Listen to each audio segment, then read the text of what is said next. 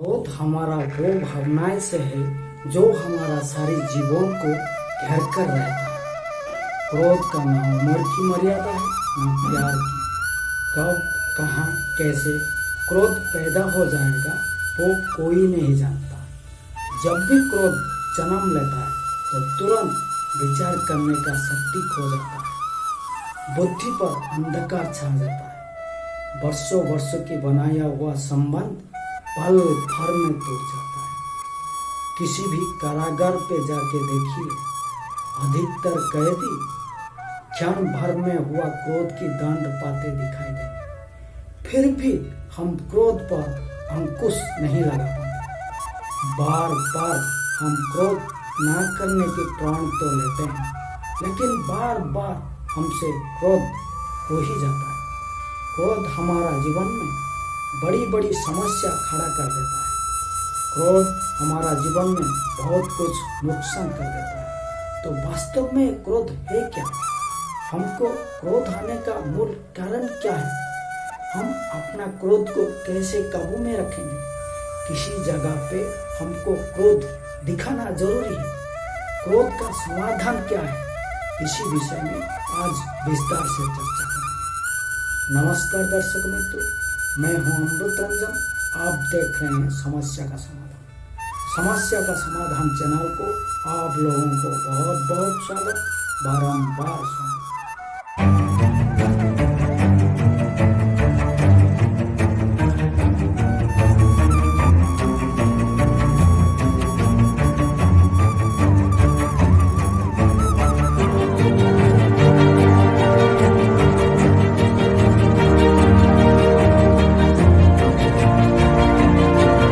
समस्या का समाधान चैनल को आप लोगों को पुनर्बार स्वागत। दर्शक मित्रों, आपने कभी ये सोचा है एक क्रोध क्यों आता है?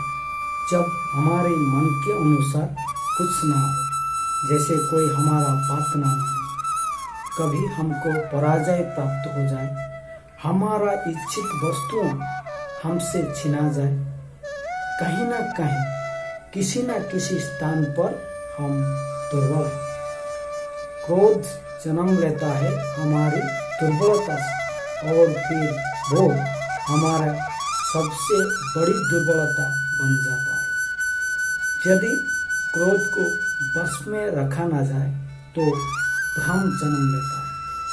यदि भ्रम को बस में रखा ना जाए तो विवेक व्यग्र होने लगता है। यदि व्यग्रता को बस में किया ना जाए तो व्यक्ति का पतन हो जाता है।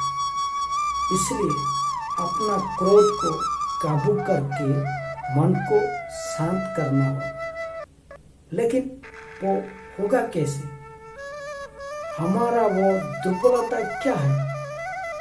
हमारा वो दुर्बलता को हमको पहचानना होगा।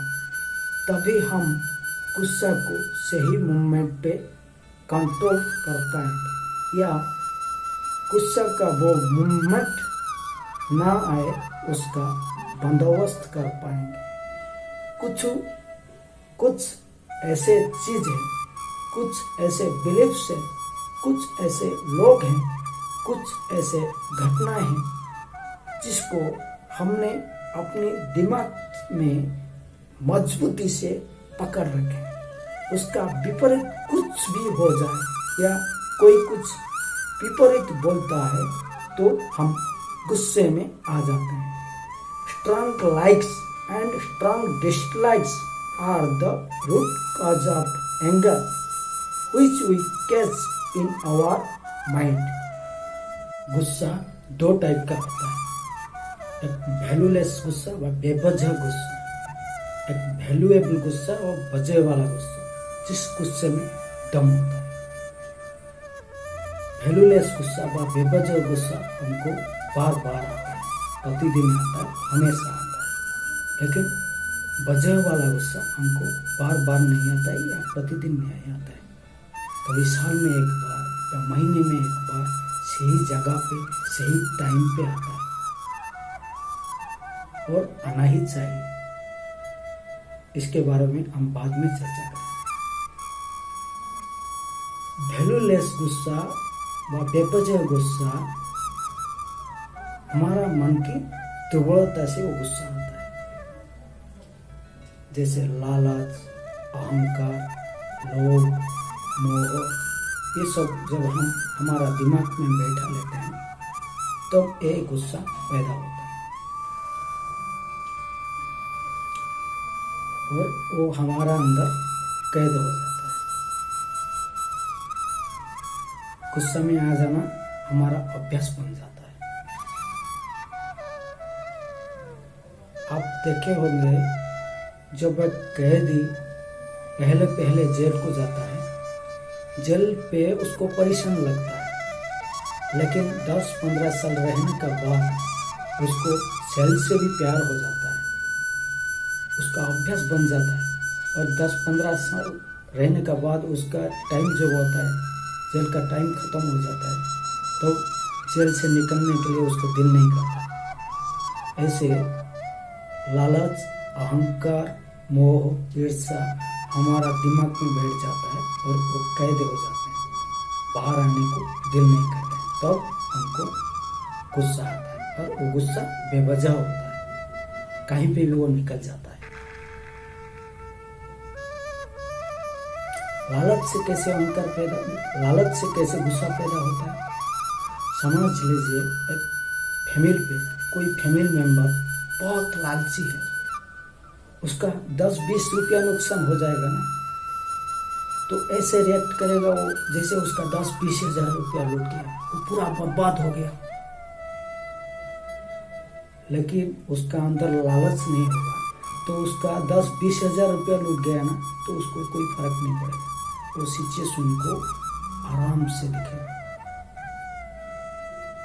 पहले वो दिखेगा कि ये गलती से हुई है या जानबूझकर हुई है, बाद में वो रिएक्ट करेगा। ऐसा लालच में गुस्सा आता है। कोई भी रुकावट बन जाता है ना हमारा लालच में, तो हमको गुस्सा आता है। अहंकार से कैसे गुस्सा आता है? समझ लीजिए हमारा जो इमेज है, कोई डॉक्टर है, कोई इंजीनियर है, कोई एडवोकेट है, कोई खानदानी लोग रहते हैं, ये जो इमेज है वो जो हमारा दिमाग में बैठा रहता है, और उस इमेज के बारे में कोई उल्टा सीधा या बुरा बोल दे तो हमको गुस्सा आ जाता है। डॉक्टर मनोज को सिर्फ मनोज बोलोगे ना, उसको गुस्सा है, वो मन में सोचा कैसा आदमी है, डॉक्टर मनोज बोलना चाहिए ना, सिर्फ मनोज बोलते हैं, मेरा इमेज खराब कर देता है। अगर उसको डॉक्टर मनोज बोलोगे ना, वो इम्प्रेस हो जाता है। ये जो इमेज है, जो डिग्रियां हैं, हम जब दिमाग से निकाल देंगे तो हम साधारण आदमी बन जाते हैं। जब हमारा इमेज को देख के हमको हंसी आता है, तो दूसरे कोई हमारा मजाक उड़ाए या हम अपने मजाक उड़ाए, हमको कोई फर्क नहीं पड़ेगा। कभी कभी आप देखे होंगे कोई एक आदमी एक ही बात पर हमेशा गुस्सा में आ जाता है, लोग उसी बात को ही आधार बना लेते हैं उसको गुस्सा दिलाने के लिए। जब वो गुस्से में आ जाता है तब सब मजा लेते हैं। इससे पता चलता है कि इसी बात पे उसका कुछ दुर्बलता है, लोग उसी दुर्बलता का उसको फायदा उठाते हैं और मजा लेते हैं। जब हमको पता चल जाएगा कि हमारा दुर्बलता ही हमारा गुस्सा का वजह है, तो हमको कभी गुस्सा नहीं आएगा और दूसरे को मौका नहीं मिलेगा हमको गुस्सा दिलाने के लिए। इसलिए प्रधानमंत्री नरेंद्र मोदी एक बार बोले थे कि अगर किसी की मजाक उड़ाने में लोगों को खुशी आता है तो मेरा भी मजाक उड़ाओ, जैसे भी वो भारत की जनता खुश रहना चाहिए। ईर्ष्या कैसे गुस्से के कारण बनता है? समझ लीजिए एक दफ्तर में 2 आदमी काम करते हैं, एक आदमी को सब पसंद करते हैं, दूसरा आदमी को कोई पूछता भी नहीं है। तो दूसरा आदमी का पहला आदमी का प्रति ईर्ष्या आता है। ऐसे बहुत सारे लोग हैं जो कि दूसरे का समृद्धि और प्रतिष्ठा देखकर गुस्से में आते हैं, ईर्ष्या करते हैं, ईर्ष्या में जलते हैं। ईर्ष्या किसी कारण पे आता है, जब हम किसी आदमी से तुलनात्मक रूप से कमजोर हैं, तब हमको ईर्ष्या आता है। तो हमको हमारा दिमाग में ईर्ष्या को निकाल देना चाहिए, तब हमको गुस्सा नहीं आएगा। कोई आदमी या आपका दोस्त आपका परिवार के लिए आपने बहुत कुछ किया, लेकिन वो सब आपके अच्छे से ट्रीट ना कर, उसका विपरीत रिप्लाई दे, तो आपको गुस्सा आता है। ये टाइप का गुस्सा आपको अंदर से जला देता है। देखो, उसके लिए मैं इतना कुछ किया, भाई के लिए इतना किया, बहन के लिए इतना किया, परिवार के लिए इतना किया, मेरे को अभी कोई पूछता नहीं है, इनके अंदर अक्ल है या नहीं। गुस्सा आता है। देखो, वो लोग कैसे व्यवहार कर रहे हैं मेरे साथ कैसे बातचीत कर रहे हैं, दिमाग है या नहीं उन लोगों में, ये सोचकर गुस्सा आता है। एक गुस्सा क्यों आता है? मोह के कारण ये गुस्सा आता है।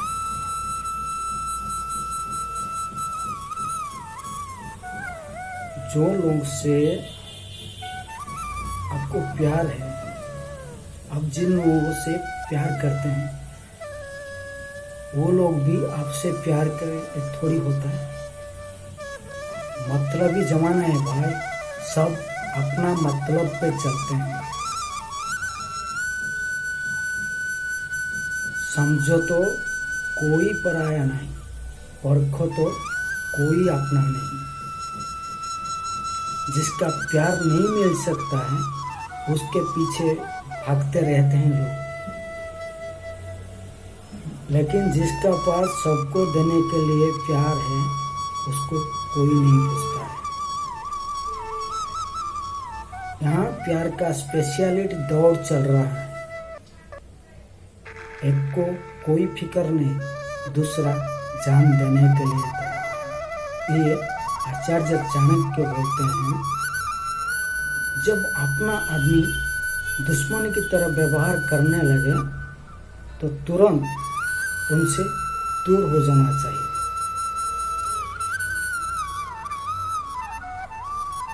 नहीं तो ये सोच लीजिए, मेरा जिंदगी क्यों ना नर्क बने जाए, मेरा अपनों का उद्धार हो जाए, तो आपको गुस्सा नहीं आएगा।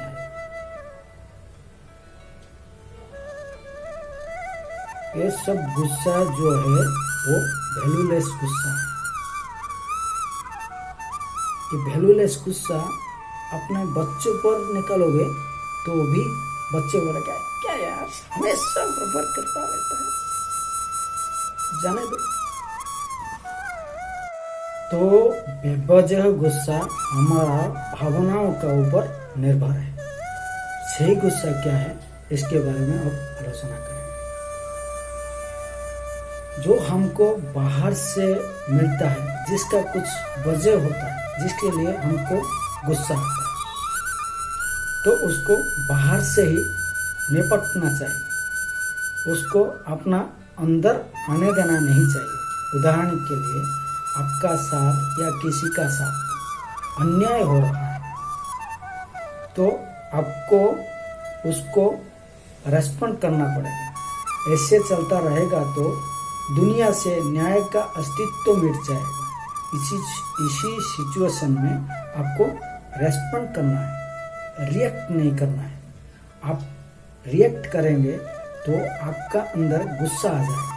आपको रेस्पॉन्ड करना है, मतलब गुस्सा दिखाना है, लेकिन आपका अंदर गुस्सा नहीं जगना चाहिए और चित्त शांत होना चाहिए। इसलिए चाणक्य बोलते हैं, क्रोध की उन्माद से नहीं होता है समस्या का निदान। शांत चित्त हर समस्या का हल ढूंढ सकता है। तो जोश में आकर होश नहीं खो बैठना है।